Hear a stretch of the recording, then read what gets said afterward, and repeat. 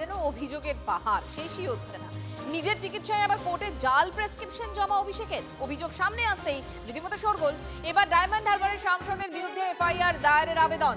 চোখের চিকিৎসার জন্য বিদেশ যেতে চেয়ে হাইকোর্টে আবেদন অভিষেকের। আবেদনের ভিত্তিতে চলতি বছরে জুন মাসে প্রেসক্রিপশন জমা পড়ে হাইকোর্টে।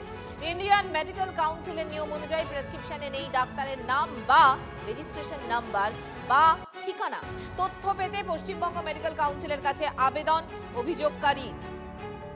অর্থাৎ যে প্রেসক্রিপশন জমা দিয়েছিলেন অভিষেক বন্দ্যোপাধ্যায় বিদেশ যাওয়ার জন্য আর্জি জানিয়ে, সেই প্রেসক্রিপশনে ডাক্তারের নাম নেই, রেজিস্ট্রেশন নাম্বার নেই, ঠিকানাও নেই। আর তাই তথ্য পেতে পশ্চিমবঙ্গ মেডিকেল কাউন্সিলের কাছে আবেদন অভিযোগকারী। চোখের চিকিৎসার জন্য বিদেশ যেতে চেয়ে হাইকোর্টে আবেদন অভিষেকের। আবেদনের ভিত্তিতে চলতি বছরে জুন মাসে প্রেসক্রিপশন জমা পড়ে হাইকোর্টে। ইন্ডিয়ান মেডিকেল কাউন্সিলের নিয়ম অনুযায়ী প্রেসক্রিপশনে নেই ডাক্তারের নাম, রেজিস্ট্রেশন নাম্বার, ঠিকানা।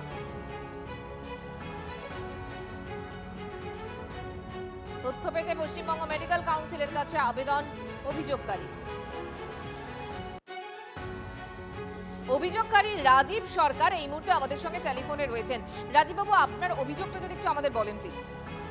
দেখুন, অভিযোগটা হচ্ছে যে অভিষেক ব্যানার্জি কলকাতা হাইকোর্টে যে ডকুমেন্ট সাবমিট করেছেন, সেই ডকুমেন্টের মধ্যে যে মেডিকেল একটা সার্টিফিকেট দেওয়া হয়েছে কোনো একজন ডাক্তারের নামে, যে ডকুমেন্টটা দেখিয়ে উনি বিদেশ যেতে চাইছেন, সেই ডকুমেন্টটা অ্যাকচুয়াল আমাদের কাছে মনে হয়েছে যে ওটা আইনত বৈধ না।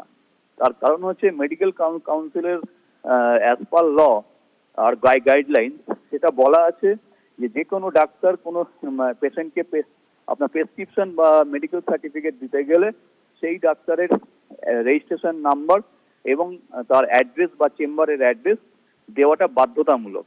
কিন্তু ওই ডকুমেন্টে কোথাও কোনো জায়গাতে ডাক্তারের নাম ছাড়া বাকি কিছু নেই।